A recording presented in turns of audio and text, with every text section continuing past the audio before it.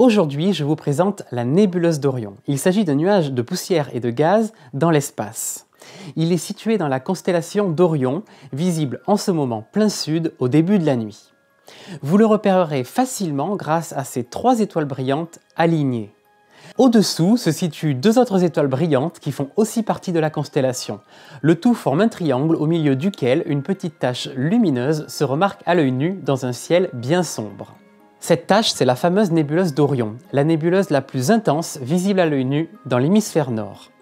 Et la lumière qu'elle nous envoie est tellement importante qu'une photo d'à peine 1 seconde avec un appareil photo classique est capable de bien la révéler. Elle se détache du fond du ciel par sa remarquable teinte rouge.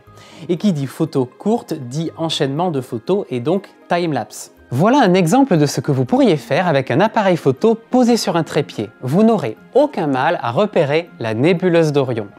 Pour votre information, j'utilise le Nikon D750 ainsi que l'objectif Sigma Art 50 mm. Je vous passe le time-lapse 2 fois de suite.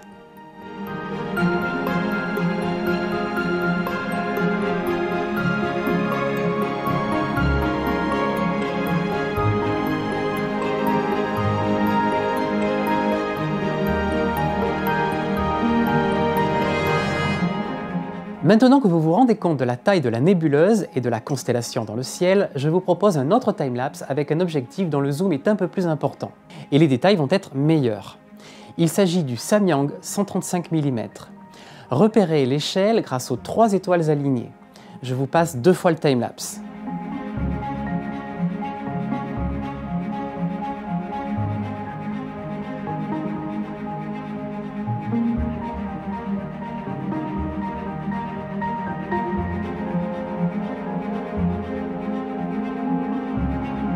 Enfin, je vais vous montrer le standard qu'on obtient avec un télescope tel que le Skywatcher 150-750.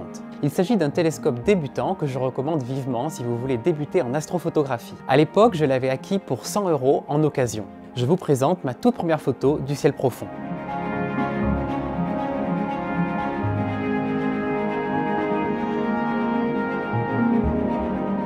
Vous auriez peut-être pensé qu'il fallait zoomer à l'extrême pour un tel résultat. Eh ben non.